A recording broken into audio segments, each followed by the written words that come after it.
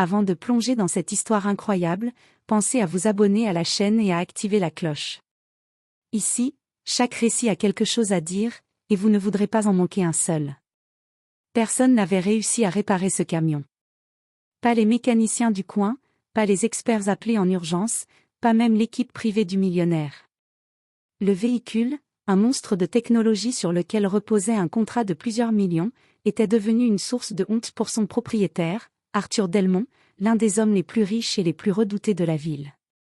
Son entreprise entière dépendait de ce chargement, et chaque minute de retard lui coûtait une fortune, mais son ego l'empêchait d'admettre qu'il était totalement impuissant. C'est à ce moment précis qu'un homme à l'apparence misérable s'était approché du camion. Ses vêtements sales pendaient sur lui, ses cheveux emmêlés témoignaient de nuits passées dehors, et pourtant, ses yeux avaient cette lueur étrange, celle de quelqu'un qui en sait bien plus qu'il ne le laisse paraître. Arthur l'avait dévisagé avec dégoût. « Tu veux quoi, toi ?» Une pièce, avait-il lancé, sûr qu'un sans-abri n'avait rien à faire ici. Mais l'homme n'avait pas tendu la main. Il avait simplement observé le camion, comme si chaque boulon lui parlait. « Votre pompe haute pression ne fonctionne plus. Je peux la refaire marcher. » Un rire sec avait éclaté du millionnaire.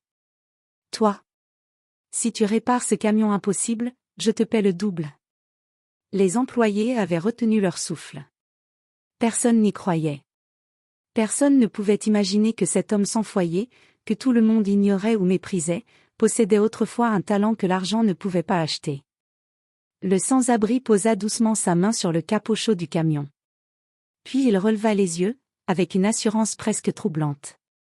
Marché conclu. Ce que le millionnaire ne savait pas encore, c'est que ce pari allait changer sa vie, révéler un secret enfoui, et renverser l'équilibre entre pouvoir et humilité. Ce n'était pas un simple défi mécanique. C'était le début d'un choc, et d'une humiliante leçon. Arthur Delmont tapait nerveusement du pied près du camion immobilisé. Les minutes s'égrenaient, chacune valant des milliers de dollars de pertes. Ses employés n'osaient même plus croiser son regard. Quand il se tournait vers eux, c'était pour leur lancer des insultes ou exiger l'impossible. Personne n'avait réussi à trouver la panne. Pas même les techniciens spécialisés qu'il avait fait venir en express. Bande d'incapables, rugit-il, en frappant le pare-choc du poing. Il était à bout, et tout le monde le savait. C'est alors que le sans-abri s'avança. Les employés reculèrent, certains par pitié, d'autres par méfiance. Arthur, lui, sentit son irritation monter d'un cran. Qui avait laissé entrer ce vagabond ? Et pourquoi cet air sûr de lui ? Laisse-moi jeter un coup d'œil, dit calmement l'homme en haillons. Arthur éclata de rire. Un rire froid, méprisant, qui fit baisser les yeux à deux employés. Toi, tu crois pouvoir faire mieux qu'une équipe entière de professionnels ? Mais le sans-abri ne broncha pas. Il s'approcha du camion, posa une main sur la carrosserie, en observant le moteur, son visage changea. Une concentration mêlée de nostalgie traversa ses traits. Comme si cette machine réveillait quelque chose en lui, quelque chose qu'il n'avait pas touché depuis longtemps. Le problème n'est pas la pompe en elle-même, c'est la turbine interne. Elle est grippée. Vous l'avez changée 3 fois pour rien. Un silence glacé tomba. Comment savait-il ça ? Aucun des techniciens ne l'avait vu regarder à l'intérieur. Et pourtant il avait diagnostiqué la panne comme s'il connaissait ce camion mieux que n'importe qui. Arthur fit un geste de la main, exaspéré. Si tu répares ce camion impossible, je te paie le double. Tant que tu arrêtes de faire perdre du temps à tout le monde. Les employés échangèrent des regards inquiets. Le millionnaire venait de lancer un défi qu'il croyait impossible, juste pour humilier un pauvre homme. Mais le sans-abri leva les yeux, une lueur de détermination brûlant dans son regard fatigué. Je vais le réparer. Mais rappelez-vous vos mots. Le double. Arthur sourit, convaincu qu'il assistait simplement à une scène ridicule.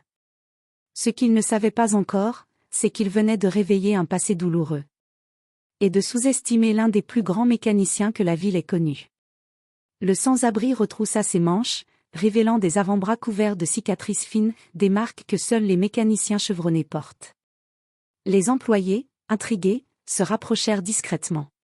Certains pensèrent même reconnaître ces gestes, cette manière de toucher le moteur comme un médecin écouterait un cœur malade. Arthur, lui, observait la scène de loin, les bras croisés, persuadé que cet homme ne tiendrait pas 5 minutes. Pourtant, dès que le sans-abri plongea la tête sous le capot, son attitude changea. Il devint une version totalement différente de lui-même, concentré, précis, presque habité. « Passe-moi une clé de 14, demanda-t-il sans lever la tête. Un employé, surpris, regarda Arthur qui haussa les épaules. L'homme finit par lui tendre l'outil. Le sans-abri le prit sans un mot, puis commença à démonter une partie du système d'injection avec une fluidité qui stupéfia tout le monde. « C'est impossible !» murmura un technicien. « On n'a même pas réussi à enlever ce bloc sans tout casser. » Mais l'homme semblait deviner chaque vis récalcitrante, chaque pièce fragile. Il travaillait vite, mais avec une délicatesse presque artistique. Arthur roula des yeux, agacé, mais un léger doute traversa son esprit. Ce n'était pas un imposteur. Cet homme savait ce qu'il faisait. Après 15 minutes de silence tendu, le sans-abri sortit une petite pièce métallique tordue et bloquée. « Voilà votre problème, dit-il simplement. C'est la turbine interne. Elle a surchauffé, puis s'est vrillée. Tant que vous la remplacez sans corriger le renvoi d'huile, elle cassera à chaque fois. » Les techniciens se regardèrent, bouche bée. C'était exactement ce qu'ils n'avaient jamais réussi à comprendre. Arthur sentit son visage se durcir. Ce vagabond venait de prouver, sans même essayer, qu'il surclassait une équipe entière. « Ça ne prouve rien, lança-t-il sèchement. Répare-le complètement. Et qu'on voit s'il démarre. » Le sans-abri resta silencieux. Il prit une vieille boîte à outils qu'il avait récupérée d'une benne à ordures la semaine précédente. Dedans, des pièces usées, mais certaines qu'il avait soigneusement récupérées, et qu'il semblait savoir transformer. « Donnez-moi 30 minutes. » 30 minutes. C'était insensé. Mais personne n'osa contredire. Alors qu'il se mettait au travail, une question brûlait les lèvres de tous. Qui était vraiment cet homme qui réparait un camion impossible comme si c'était un vieux jouet? Le son métallique des outils résonnait dans tout le hangar. Chaque coup, chaque ajustement donnait l'impression d'être parfaitement calculé. Le sans-abri travaillait avec une vitesse qui surpassait tout ce que les employés avaient vu jusque-là. Une précision presque professionnelle. Arthur jetait des regards nerveux vers sa montre. Chaque minute qui passait le rapprochait d'une catastrophe financière et d'un pari qu'il allait peut-être regretter.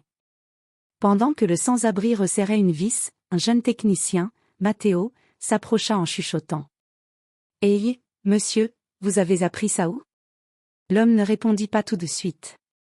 Il resta concentré, ajustant une pièce qu'il avait limée lui-même quelques instants plus tôt. Puis il murmura. « J'ai passé 20 ans sous des moteurs. J'en ai vu de toutes sortes, des bons, des dangereux, des maudits. » Matteo cligna des yeux. « Vous étiez mécanicien ?» Le sans-abri eut un petit sourire triste. « J'étais, bien plus que ça. » Mais il n'en dit pas plus. C'est à ce moment qu'Arthur s'avança, agacé par les murmures qui s'élevaient autour du camion. « Alors ? Tu vas nous faire perdre la journée ?» Le sans-abri se redressa. Ses mains étaient noires de graisse, mais son regard avait gagné en intensité. « J'ai besoin de démonter la conduite d'huile. Votre équipe l'a mal montée. Si je ne le fais pas, le camion redétruira la turbine en quelques kilomètres. » Arthur leva les yeux au ciel. « Tu crois vraiment que tu comprends mieux ce camion que MS mécanicien ?» À ces mots, l'homme se crispa, juste une seconde. Comme si une vieille blessure venait d'être rouverte.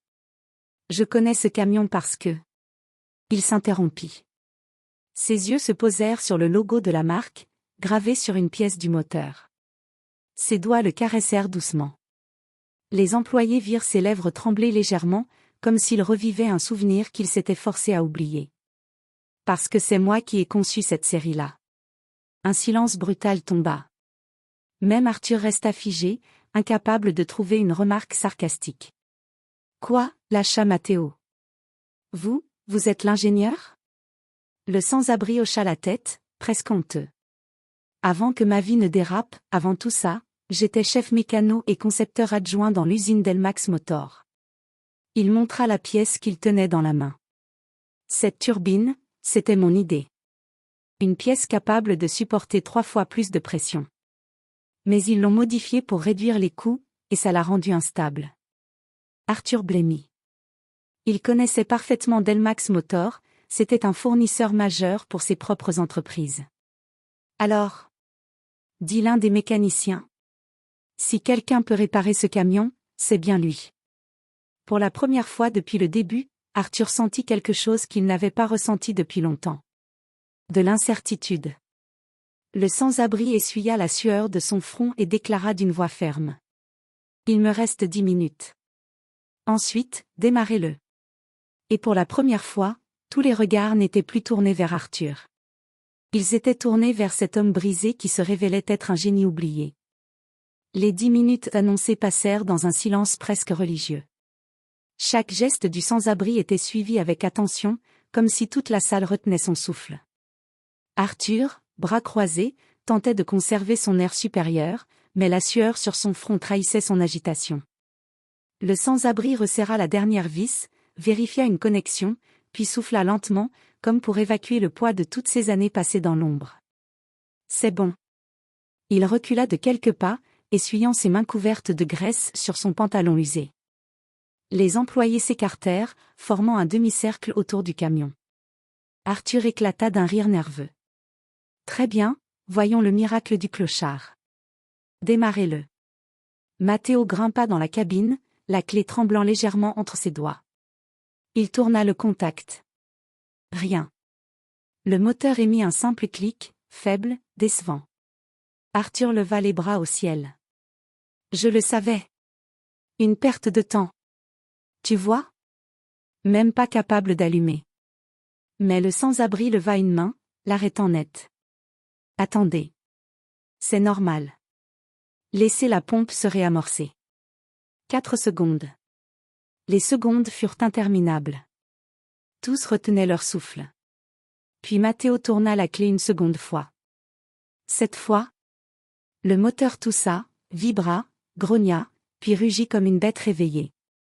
Le hangar entier trembla. Le camion, silencieux depuis des jours, ronronnait maintenant avec une puissance impeccable. Les employés poussèrent des cris de stupeur.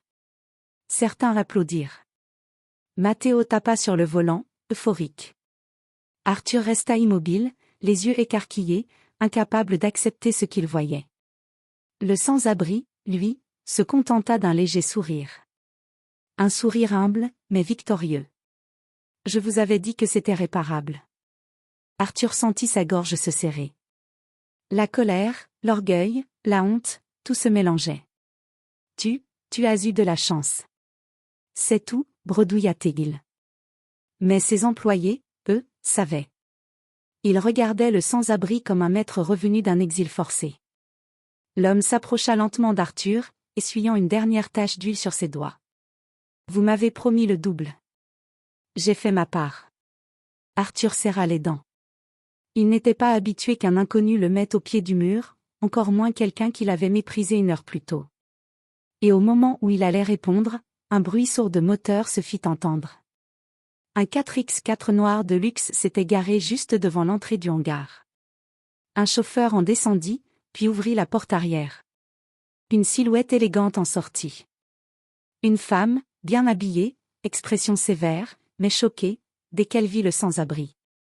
Elle murmura. C'est impossible. Gabriel? Le sans-abri releva la tête. Son visage se figea. Et tout le hangar plongea dans un nouveau suspense. Le sans-abri, Gabriel, resta figé. Ses mains, encore noires de graisse, tremblaient légèrement. La femme qui venait d'entrer avançait lentement vers lui, comme si elle marchait vers un fantôme revenu d'entre les morts. Arthur, qui ne comprenait rien, fronça les sourcils. Vous le connaissez? La femme l'ignora. Ses yeux restaient fixés sur Gabriel. Où étais-tu passé? On te croyait. Elle s'interrompit, la gorge serrée. Les employés chuchotaient. Matteo n'osait même plus respirer. Gabriel essuya ses mains sur son pantalon et murmura.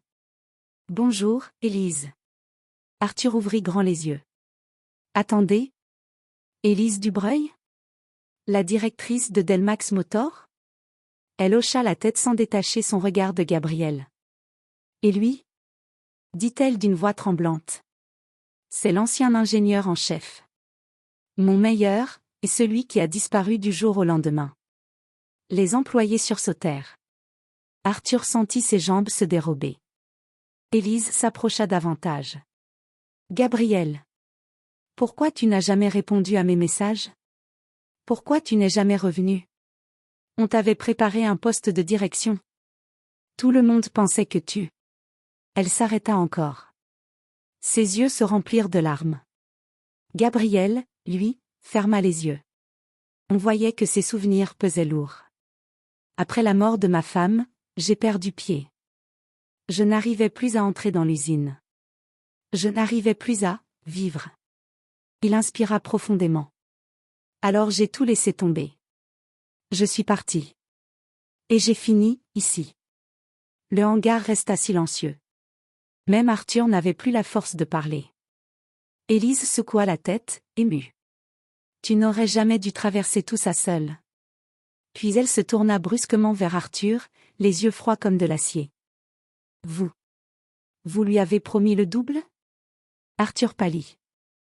Écoutez, Madame Dubreuil, c'était une boutade. Rien de sérieux. Je ne savais pas qui il était. Elle s'approcha de lui et dit calmement. Je le répète, vous lui avez promis le double? Arthur bégaya, incapable d'assumer son propre défi. Ce n'est pas, Élise posa alors sa main sur l'épaule de Gabriel. Ne t'en fais pas. Je vais m'assurer qu'il t'honore sa promesse, et plus encore. Elle sortit son téléphone et fit signe à son chauffeur. Prépare le contrat de réintégration. Gabriel revient avec nous. Et pas à n'importe quel poste. Les employés se mirent à applaudir. Même Matteo eut les larmes aux yeux. Gabriel, abasourdi, murmura. Pourquoi tu fais ça? Élise sourit doucement.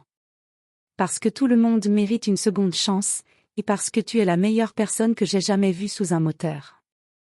Arthur, humilié, n'osa plus ouvrir la bouche. Le sans-abri qu'il avait méprisé venait non seulement de sauver son contrat, mais aussi de retrouver la vie qu'il avait perdue. Et tandis qu'il quittait le hangar aux côtés d'Élise, une nouvelle certitude naquit dans l'esprit de tous. Le clochard venait de boucler le millionnaire, et de reprendre son destin.